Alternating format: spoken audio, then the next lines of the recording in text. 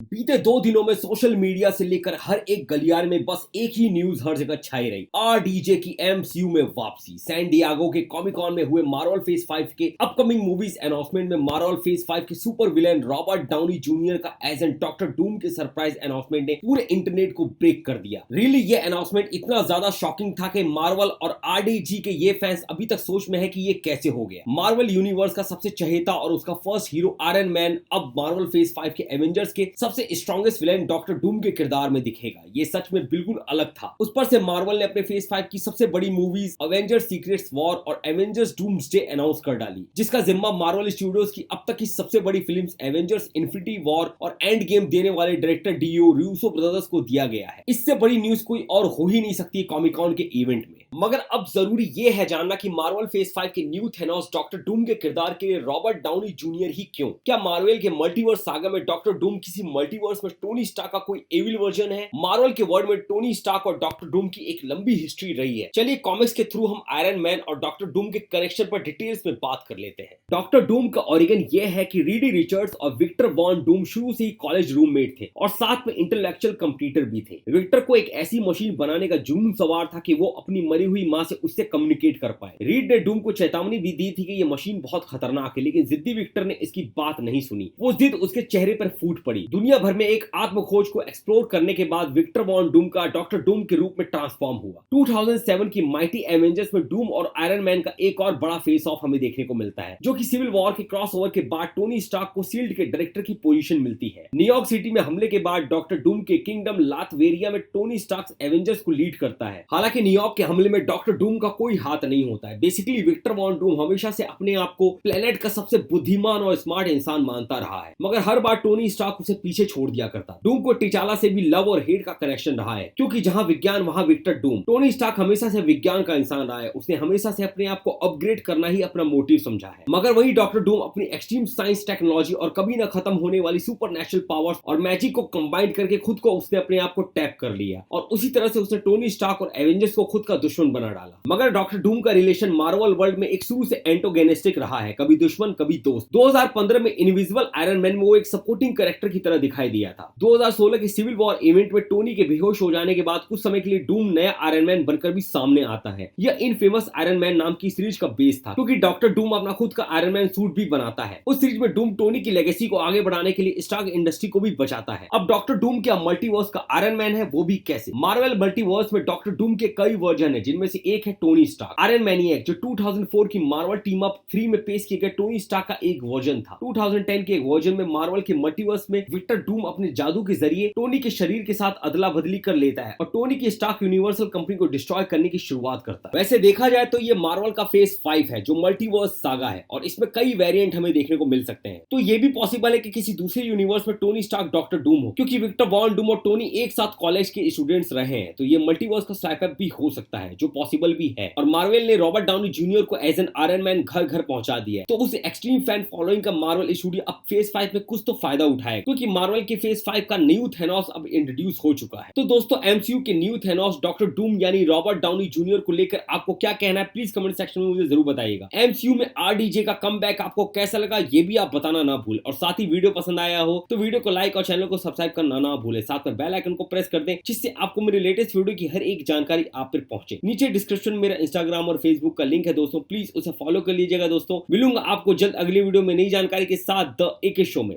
धन्यवाद।